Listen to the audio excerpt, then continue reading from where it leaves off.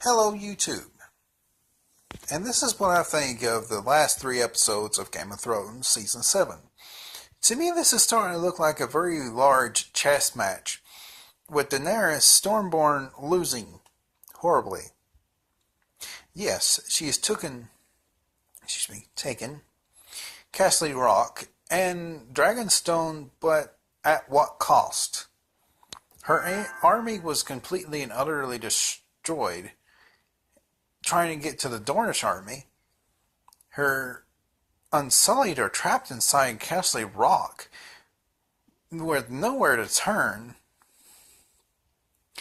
and her one and only ally is only concerned about the threat to the north, as he should be.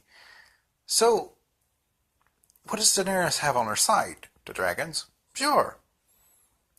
But, are they really all that OP? Can three very small but fully grown dragons really, how should I put this, really put the icing on the cake for Daenerys? And the Dothraki? I'm sorry, but I have very bad trouble pronouncing that word. I really don't see them doing much against a full-fledged, full-plated armored army. In fact, in the episode 3, when we see the Unsullied go up against fully armored knights and soldiers, they do okay, but I don't think they did all that well. The Dothraki only have one advantage, horsemanship, but it is so easily overcome with bows, spears, and other instruments of war. So to me, Daenerys is sitting at a very low spot in her campaign to take the Seven Kingdoms. Whereas the Mad Queen, as some reviewers are calling her, is sitting pretty. She has now got the whole Tully army under her control after he betrayed the Tyrells.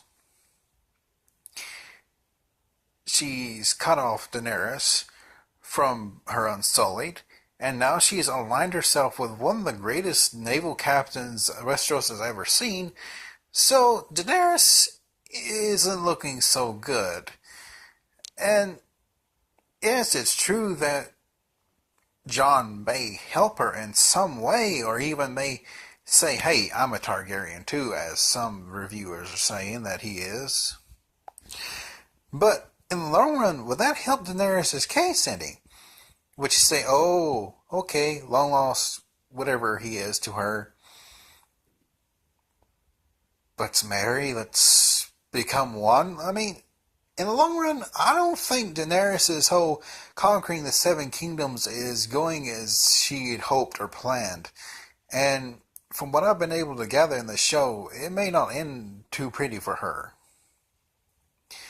Now, I know Game of Thrones has been famous for killing off favorite characters, but in this instance, I don't think they'll kill her off. I think she'll just say, oh, okay, this was a very bad idea, and probably go back to Meereen and rule Meereen and Dragon Bay, and leave the Seven Kingdoms to their own downfall, and just say, forget about it.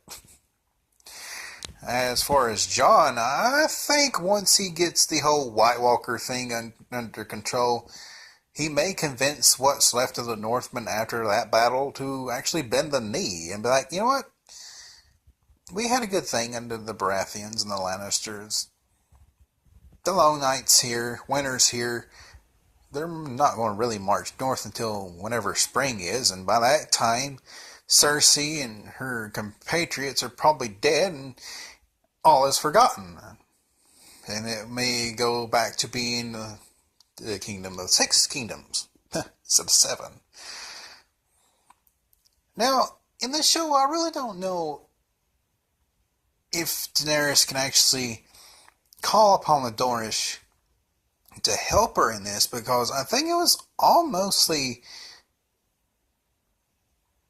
I can't remember her name, but the one that killed Dr. Bashir. um, but I think it was mostly all that lady's idea. I really don't know what the lords, or whatever they want to call themselves, Dorne, really want to actually side with Daenerys. In fact, they may decide to side with Cersei and really rally against Daenerys. Now, as far as Jon kind of letting Daenerys threaten him with the whole Ahab of the I am so sorry I cannot say that word. Dothraki horde. If I was Jon, like, really? Because if Daenerys were to march north with her Dothraki horde to make Jon bend the knee, they probably wouldn't get 2 miles into the northern territory before they freeze their asses off. Because I have yet to see a Dothraki in winter garb. I know they're wearing more clothing than they usually do, but how well will they actually fare in the northern climate? And how well will they actually fare fighting on frozen ground? Whereas the Northmen, well, they're used to it. They fight on frozen ground for a living. And there's all kinds of ways to combat a horde.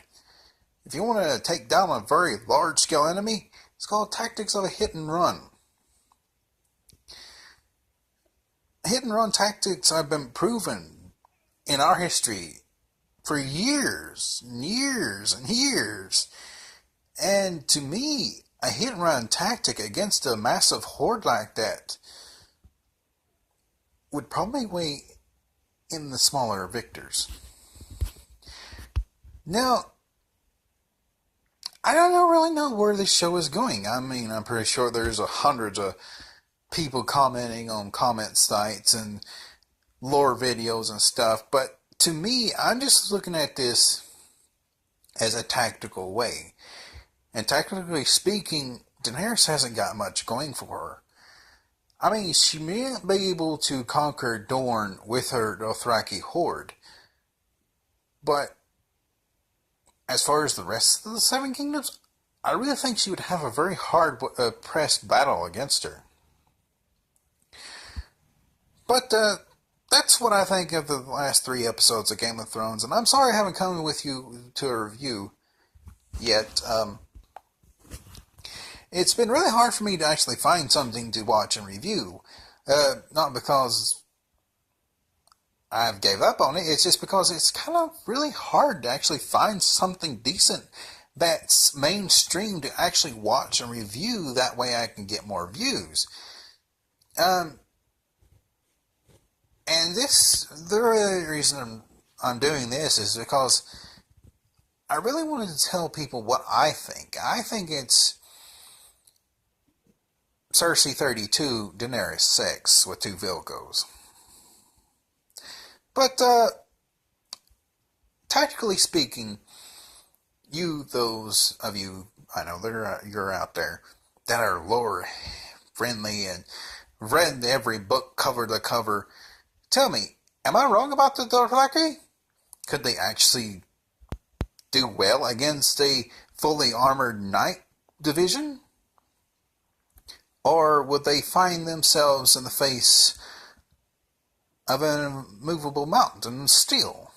And no, I'm not talking about the actual mountain. I'm talking about a horde of, I'd say, knights from the Eyrie. Could you really see the Dothraki do anything to actually... They might lessen the numbers of that horde, but at what cost? But let me know what you think. And, as always, this is Fox, and if you got a suggestion of something more mainstream I can actually watch and review, and actually find full episodes to watch and review, let me know. And, well, Fox out.